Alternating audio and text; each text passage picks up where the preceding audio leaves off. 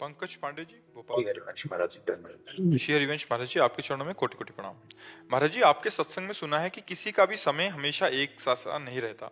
महाराज जी, प्राय संसार में ऐसा देखा गया है कि जब भी कोई संत महात्मा प्रभु के इस संसार में निस्वार्थ भाव से जनमानस की जी जान से आध्यात्मिक सेवा करता है, तो कहीं ना कहीं भगवान की ही माया से भ्रमित कुछ जीव संत महात्माओं पर या उनके परिकर पर कोई ना कोई झूठा आरोप प्रत्यारोप लगा देते हैं और उसको बहुत प्रचार प्रसारित करते हैं।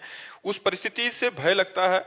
उस परिस्थिति में हमको अपनी भगवत श्रद्धा कैसे बचानी चाहिए और उस स्थिति में भगवत मार्ग पर तीव्र गति से कैसे आगे बढ़ना चाहिए? देखो, चश्मा है, हम हरा लगाएंगे तो हरा दिखाई देगा, लाल लगाएंगे तो लाल दिखाई देगा, पीला दिखाएंगे तो पीला दिखाई देगा। अब अगर संशय, विपरीत भावना, कामनाओं की अनुकूलता की पूर्ति के स्वभाव वाली वृत्ति में, तो आप किसी भी बड़े संत के पास जाएंगे तो आपको यही संशय का चश्मा लगा तो संशय दिखाई देगा, विपरीत भावना का लगा तो विपरीत बातें आपको दिखाई देंगी, अपनी कामनाओं की पूर्ति का लगा है तो फिर हमारे अंदर संतत्व के भाव को हम नहीं जान पाएंगे। वो हम अपनी वासनाओं की पूर्ति वाली बात को थोपेंगे सामने। तो हमें क्या चाहिए कि हमको अपने चश्मे से देखना है कि दूसरे के चश्मे से देखना है। दूसरा कह रहा है या काला है, लेकिन आपको गोरा नजर आ रहा है ना, तो आप काला क्यों मानेंगे? आपको अपने चश्मे से देखना है कि आज तक हमको दिखाई दिया ये गोरा, तो मैं इसे काला क्यों मानूं? तुम्हारा चश्मा है, तुम्हें काला दिखाई दे रहा है, तो हम तुम्हारे चश्मे को थोड़ी लगाएंगे, हम तो अपने चश्मे से देखेंगे।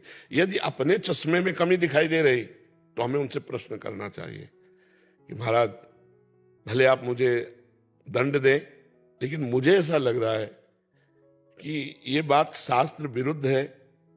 क्या आप इस पर प्रकाश डालेंगे कि आपके जीवन में मैं जो शास्त्र विरुद्ध बात देख रहा हूं, ये मेरी दृष्टि का दोष है? भले मुझे आप दंड दे दीजिए, या वास्तविक ये दोष है? तो अगर वो संत है तो निर्विकार होकर आपको बता देंगे कि हम किस भाव से इस बात को कर रहे हैं, या आगे से हम सुधार करेंगे।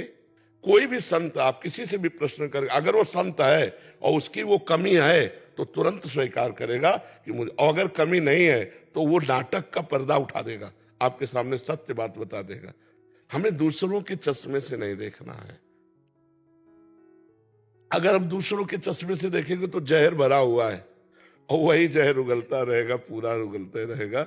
और ऐसा चला आया है कि जो उनसे जुड़े हैं वही जन, जब उनकी कामनाओं की पूर्ति नहीं हुई तो वही उनके विपरीत हो जाते हैं। और इससे कोई फर्क नहीं पड़ता है, इससे कोई उनकी जीवनचर्या में फर्क नहीं पड़ेगा। पर ये प्रायः बड़े बड़े महापुरुषों के चरित्रों में पाया गया है और संतों के चरित्रों में पाया गया है कि 10 लोग अगर उनको प्रणाम करने वाले तो 2 लोग उनको गाली देने वाले भी हैं। 10 लोग उनका यश वर्णन करने वाले हैं तो 1-2 लोग उनकी निंदा भी करने वाले हैं। यहाँ तक कि भगवान राम के राज्य में रहने वाला भगवान राम पर भी संशय की वृत्ति करके कह रहा है, तो जब भगवान को लोग नहीं बख्शते तो भगवान के भक्तों को कैसे बख्श देंगे? समझ रहे ना? वो क्या, ये किसी से हम अपनी चित्तवृत्ति को मिलाए नहीं तो आपका निष्कर्ष सही रहेगा। अगर आप अपनी चित्तवृत्ति को किसी से मिला दें तो फिर नष्ट हो जाएंगे, क्योंकि वो राक्षसी प्रवृत्ति अंदर जो बैठी हुई है, उस आसुरी प्रवृत्ति को भजन से नष्ट किया नहीं तो जो उसके संग में आएगा उसको आसुरी प्रवृत्ति में लपेटता चला जाएगा। दैवी संपदा है, ये क्रूरा अपि पापिनो न च सताम संभाष्य दृश्याश्चये। बहुत ध्यान से सुनना, जो क्रूर हैं, पापी हैं, दुष्ट हैं, संभाषण योग्य भी नहीं है, हरिवंश महाप्रभु कह रहे, उनमें भी साक्षात राधा वल्लभ लाल है। अगर हमारी विपरीत बुद्धि तो राधा वल्लभ लाल में भी हम क्रूर और ये सब देख सकते हैं। हमें क्रूर और पापियों में भी राधा वल्लभ लाल देखना है। तो अगर कहीं हमें 1-2 दोष दिखाई दे रहे हैं तो उन दोषों का मार्जन करने के लिए हम उसी से ना बात करें तो फाइनल हो जाए। संसार के चश्मे अलग अलग हैं। अब अगर दोनों की बातें सुनो तो तुम्हारी बुद्धि खराब हो जाएगी। तुम अपने अनुभव करो कि तुम्हें उनके संग से क्या अनुभव में आ रहा है।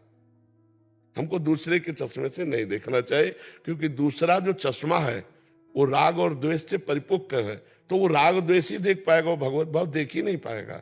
राग द्वेष ही देख। दुर्योधन ने कभी श्री कृष्ण को नहीं माना कि हमारे हित के लिए हमको समझा रहे, तो हमारी दृष्टि क्या है संतों के प्रति? हमको अपनी दृष्टि से निर्वाह करना चाहिए, दूसरे की सलाह या दृष्टि से कदापि नहीं। क्योंकि दूसरा जो देख रहा है वो किस द्वेष से बोल रहा है, कि कौन सा उसका पक्ष हृदय का प्रबल हो चुका है, जो आसुरी प्रवृत्ति भगवान उसको निमित्त बना करके भक्तों का झंडा निंदा रूपी डंडा में फहराता है। तो ये जो निंदक लोग होते हैं ये डंडे का काम करते हैं, और उसके ऊपर जो झंडा फहराता है वो भगवान का यश होता है। तो अब किसको भगवान डंडा बनाना चाहते हैं, है ना? वो बन करके फिर फहराएगा झंडा, उनका झंडा तो कभी कोई रोक सकता नहीं। अरे जमाने जोर लगा ले, कितना जोर लगाएगा, भक्त और भगवान का झंडा कभी न झुकने पाएगा।